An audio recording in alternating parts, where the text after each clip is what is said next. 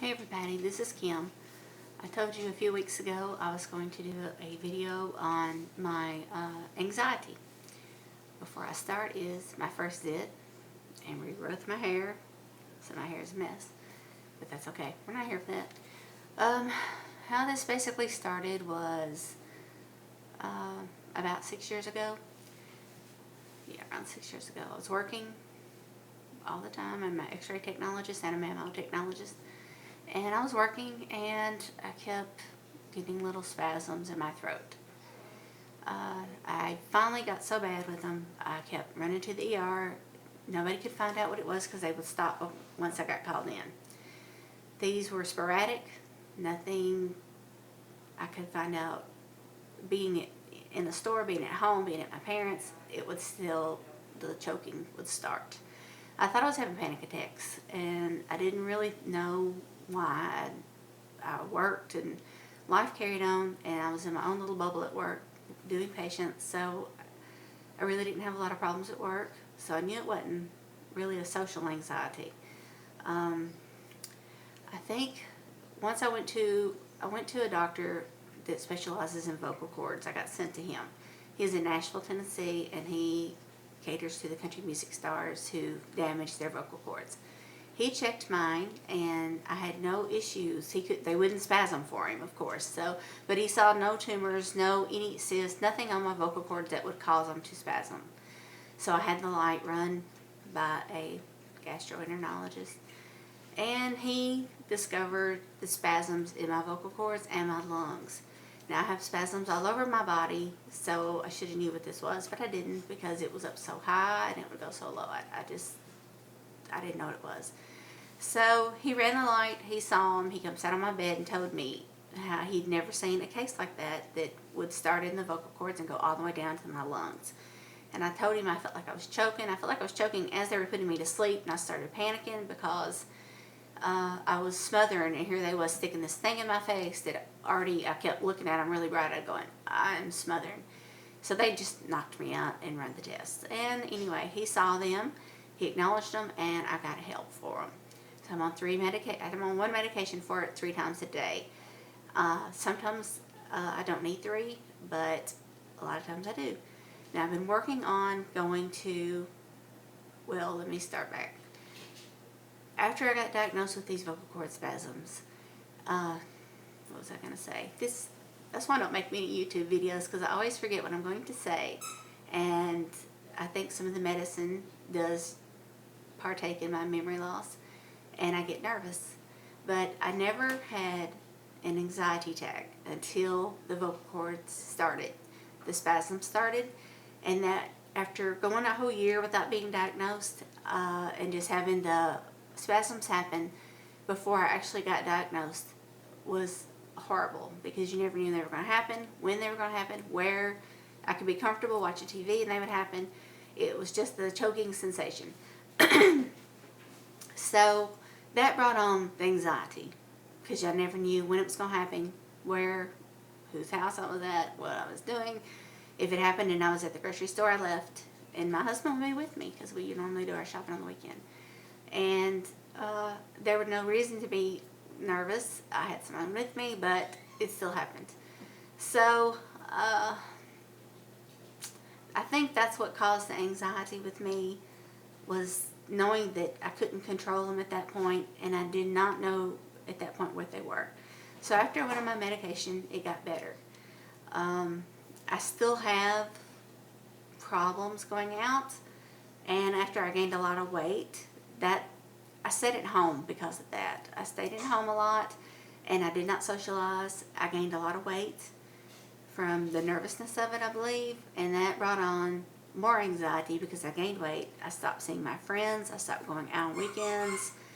I basically had no life. I stayed at home and tried to control them, get them under control. My husband's in there walking around. So the biggest issue with me was trying to learn how to deal with anxiety while I started this medicine. And I do better. I still have an issue going out with people. I still have an issue going anywhere by myself. I have improved that. I do go to the gym. My husband's usually working out somewhere else.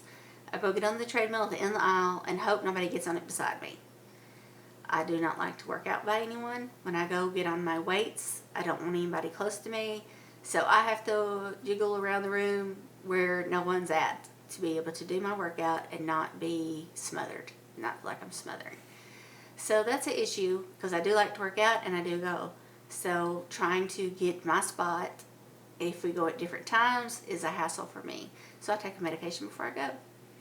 And that helps. If someone does get on beside me, it depends on who it is, whether or not I can stay there or not. If they're big and tall, then I feel like they're too close to me. If it's a petite female, I'm pretty much okay as long as she's not jogging. That irritates me because they're just, they're moving. It just is part of my anxiety. So that's an issue. I don't go to Walmart by myself. I will go to a store by myself if it's like 6:30 in the morning and there is no one there. I know it's going to be empty. Then I'll go. And still, sometimes I'll drive somewhere with the greatest intention of getting out because I have stuff to take care of, and I can't. So then I come home and I wait till someone can go with me, and then it's crazy busy, and then I still have anxiety. So it's an issue. I work out with a therapist.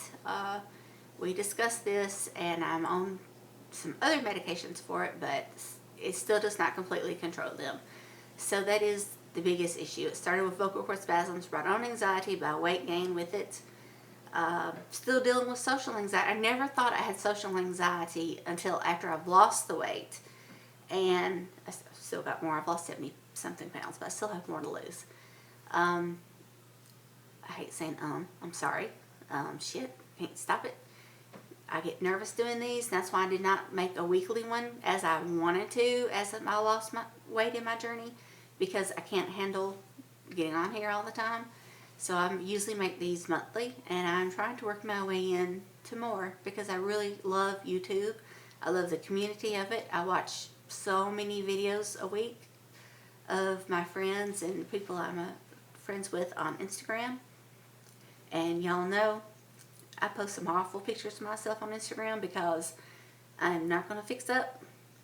See, I'm here with a big fat zit. First one I've ever had in my life.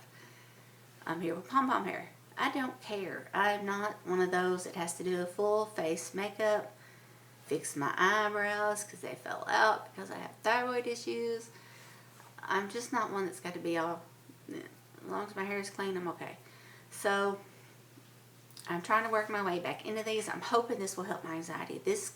Doing a video like this causes me to have anxiety. I took medication before I made this. This is my second one. Flubbed through the first one. Sometimes my thoughts will not come out in my mouth the way I think them. I'm always 3 steps ahead of what I want to say. Sometimes I talk super fast in them because I'm nervous, and sometimes I talk super slow trying to get my thoughts out.